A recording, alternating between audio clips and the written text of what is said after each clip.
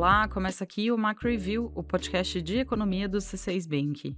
Nesta edição, a gente vai falar das expectativas para o corte de juros nos Estados Unidos, um tema importante no mundo econômico e que vai influenciar o Brasil e o mundo. A ata da última decisão de política monetária americana passou uma mensagem de que as expectativas do mercado financeiro sobre a trajetória das taxas de juros parecem otimistas demais. Na ata, os membros do Banco Central dos Estados Unidos reconheceram que o ciclo de cortes de juros deve começar em 2024, mas eles não deram pista alguma de que isso vai acontecer nas próximas reuniões, como esperam os investidores.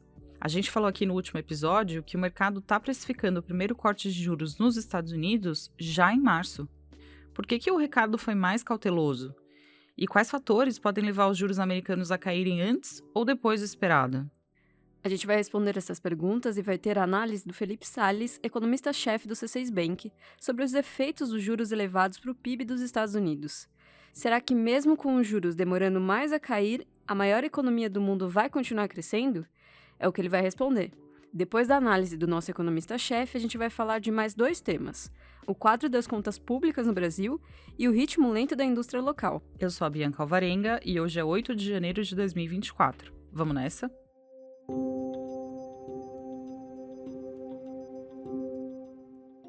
A ata do Federal Reserve, divulgada na semana passada, foi, em boa medida, uma decepção para todos os investidores e analistas de mercado que esperavam uma antecipação do ciclo de cortes de juros nos Estados Unidos. A ata mostrou que os membros do Comitê de Política Monetária americano adotaram um tom de cautela, reforçando a mensagem de que há incerteza demais no horizonte para indicar uma flexibilização das taxas já nas próximas reuniões. As projeções econômicas estão associadas a um grau elevado de incerteza, e é possível que a economia evolua de uma forma que novos aumentos nas taxas de juros sejam necessários. Diversos membros do Comitê de Política Monetária também observaram que as circunstâncias podem justificar a manutenção das taxas de juros no patamar atual por um tempo maior que o estimado anteriormente, diz um trecho da ata.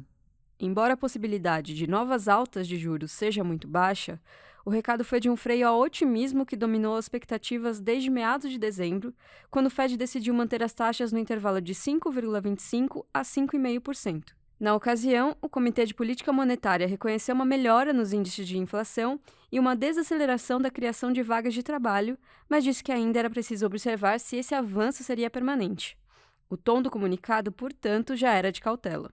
Por outro lado, o que alimentou as expectativas por corte de juros foi uma fala do presidente do Fed, o Jerome Powell, durante a coletiva de imprensa organizada após o anúncio da decisão de juros.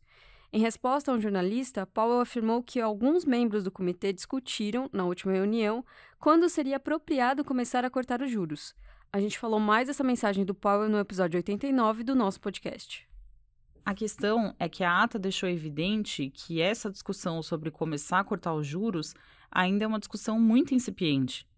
Não há no documento indicações de que o Fed poderia dar esse primeiro passo na redução dos juros já nas próximas reuniões. Por isso, a gente acredita que as expectativas de um corte já em março, evidenciadas pelas taxas das curvas futuras de juros nos Estados Unidos, essas expectativas não estão condizentes com o recado que está sendo passado neste momento pela autoridade monetária americana.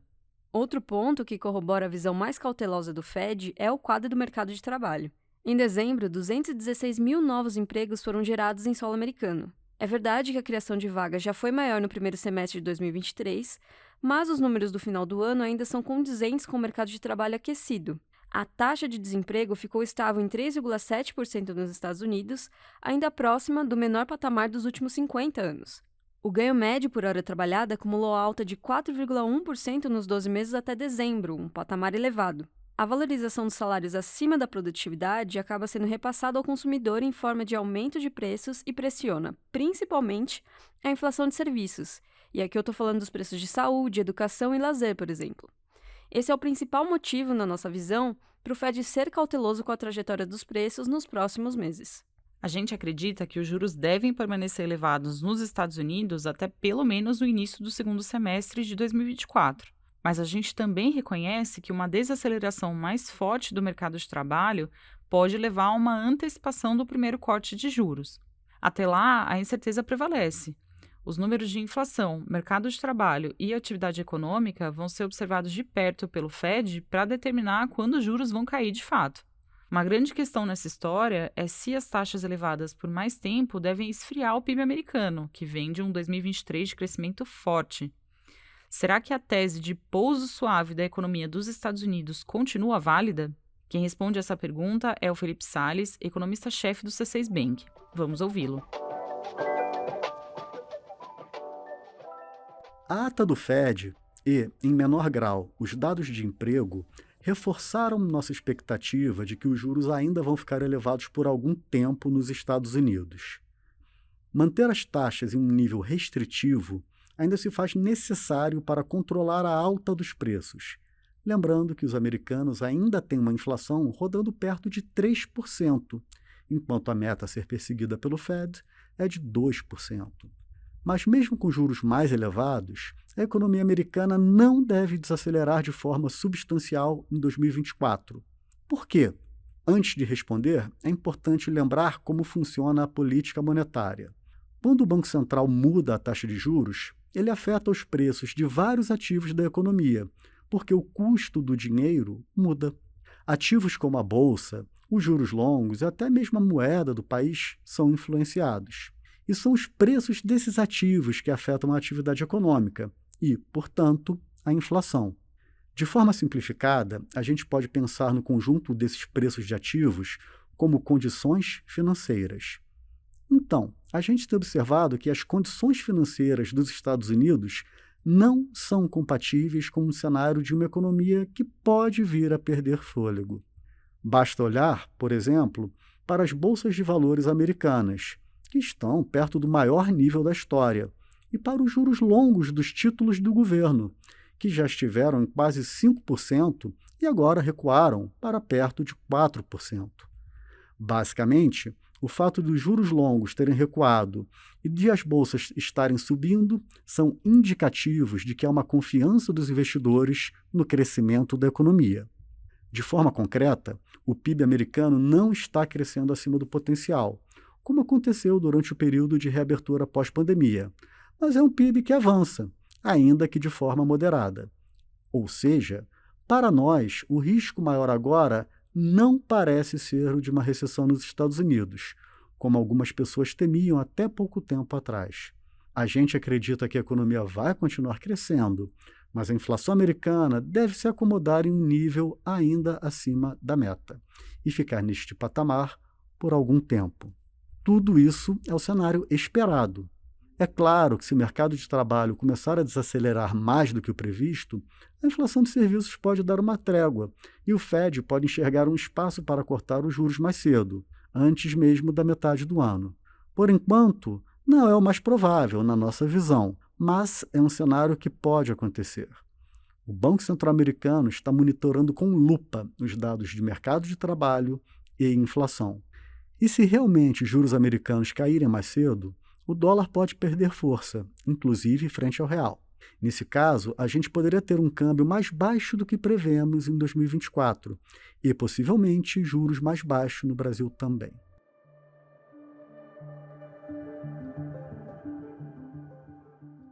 Nosso assunto agora é contas públicas brasileiras. Contas, aliás, que devem ter encerrado 2023 com o pior resultado desde 2020, ano em que as despesas do governo dispararam em razão do pagamento de auxílios durante a pandemia. O resultado primário do setor público consolidado, que reúne as contas do governo federal, estados, municípios e empresas estatais, acumulou um déficit de 131 bilhões de reais em 12 meses até novembro, o que equivale a um déficit de 1,2% do PIB. A fotografia das contas públicas deve ficar ainda pior quando forem contabilizados pagamentos de mais de 90 bilhões de reais em precatórios. Embora esse valor fique fora do cálculo do resultado primário, pelo menos para fins de cumprimento da meta fiscal, a despesa extra vai se traduzir em um aumento de dívida pública. Em 2024, a gente segue esperando um resultado primário negativo equivalente a 0,7% do PIB. Ou seja, o Brasil deve ter mais um ano de despesas substancialmente maiores do que as receitas na esfera pública. Ainda que a equipe econômica tenha conseguido aprovar boa parte dos projetos que garantem uma arrecadação extra neste ano, ainda há grande incerteza sobre quanto, de fato, vai entrar no caixa do governo. Uma pista dessa incerteza foi a decisão do Congresso de derrubar o veto do governo ao projeto que prolongava a desoneração da folha de pagamento. Daí, para tentar compensar a renúncia de recursos, o governo editou uma medida provisória com iniciativas que reduzem outros benefícios tributários. Mas olha, é possível que essa MP não seja aprovada pelo Congresso diante da pressão que está sendo feita por setores que seriam prejudicados pelas medidas.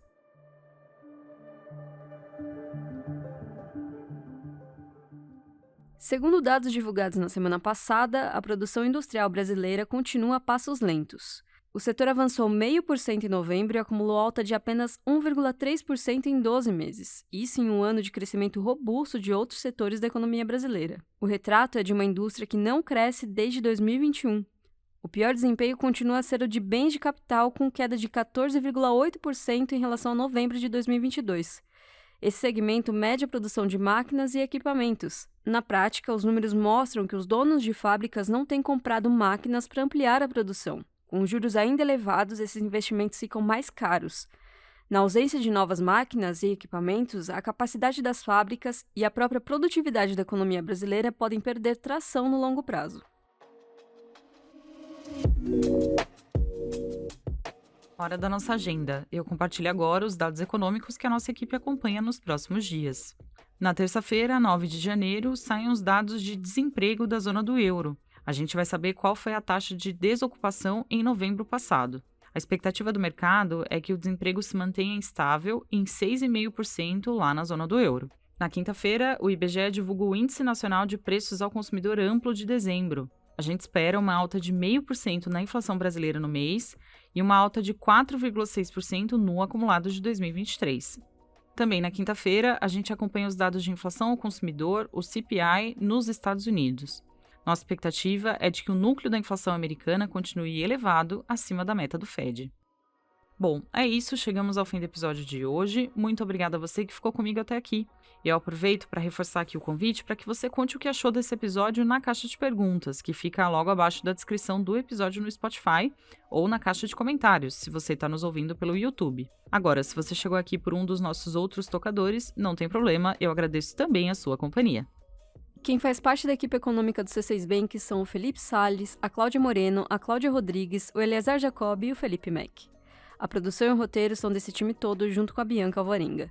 A edição de som é comigo, Thaís Andrea. A divulgação nas redes sociais fica com a Ana Vischer. Lembrando que você pode seguir o Macro Review na sua plataforma favorita de podcasts. Assim, quando a gente publicar um novo episódio, você será notificado. É bom para quem quer ficar por dentro da economia e para quem quer conhecer uma visão original dos fatos econômicos. Uma boa semana para você e até a próxima!